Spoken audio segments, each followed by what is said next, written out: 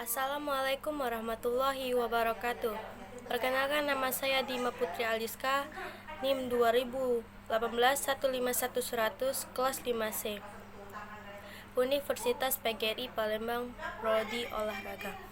Baiklah, di sini saya akan membuat video mata kuliah Pendidikan Kesehatan Sekolah. Di sini saya akan menjawab pertanyaan dari mata kuliah tersebut.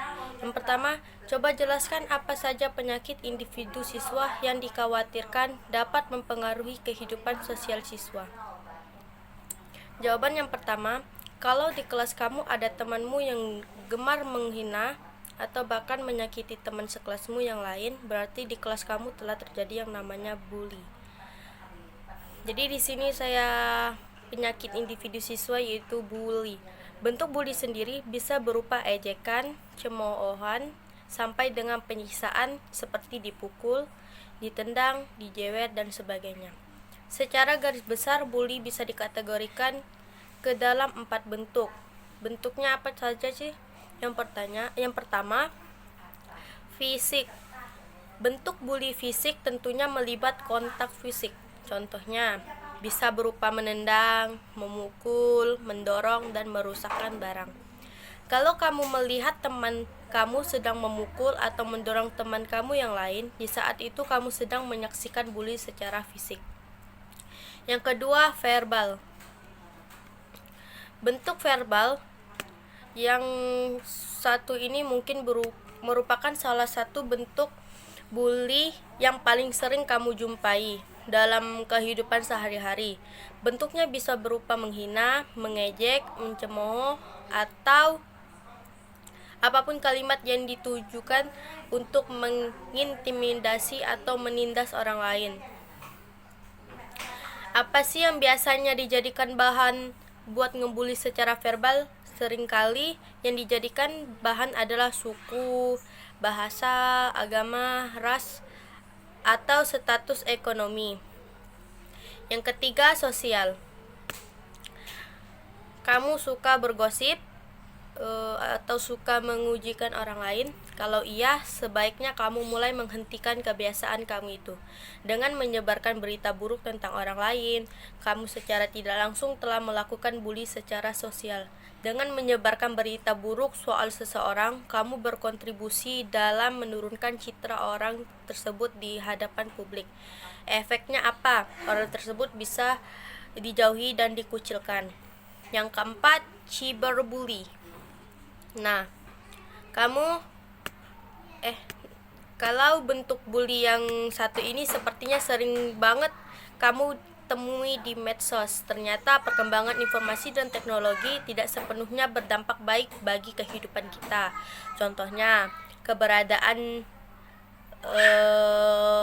cyberbully. Cyberbully baru muncul saat internet mulai akrab digunakan oleh masyarakat luas. Kalau kamu suka menjelek-jelekkan postingan Instagram teman kamu, berarti kamu adalah salah satu pelaku cyberbully. Soal yang kedua, coba jelaskan cara mengantisipasi hal itu. Jawabannya, yang pertama, tunjukkan prestasi. Orang yang melakukan bully umumnya beraksi karena rasa iri maupun dengki. Sebagian besar korban bully pasti memiliki keunggulan yang tidak dimiliki oleh orang yang menindasnya. Yang kedua, jalin pertemanan dengan banyak orang. Pernahkah kamu memperhatikan bahwa korban bully umumnya suka menyendiri dan jarang memiliki teman? Cara mencegah bully adalah menjalin pertemanan dengan banyak orang. Pastikan bahwa pertemananmu ini sehat dan tidak suka melakukan bully. Yang ketiga, tumbuhkan rasa percaya diri. Pelaku bully akan semakin bersemangat ketika mengetahui bahwa korbannya merasa minder dan semakin terpuruk. Untuk mencegah sekaligus memberikan efek jera pada pelaku bully, bangun rasa percaya diri agar tidak terlihat minder atau takut kepada si pelaku.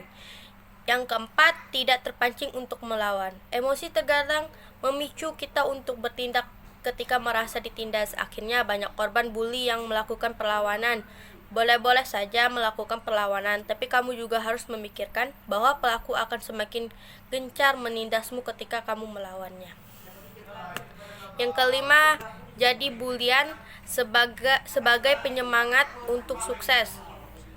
Sebagian korban bully akan merasa tidak berharga dan putus asa.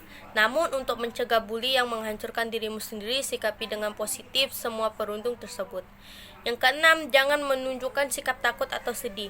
Pelaku bully tentu akan merasa puas ketika berhasil membuat korbannya sedih, takut, dan semakin terpuruk.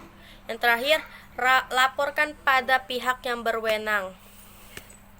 Perundangan adalah masalah yang cukup serius, apalagi jika pelakunya dibiarkan tanpa saksi yang berarti. Apabila kamu atau orang-orang di sekitarmu menjadi korban perundungnya, saatnya kamu menyuarakan isi hatimu dengan melaporkan tindak perundungan ini ke pihak yang berwenang. Mungkin itulah video dari saya. Apabila jawabannya ada kesalahan, saya mohon maaf. Wabillahi taufiq wal hidayah. Wassalamualaikum warahmatullahi wabarakatuh.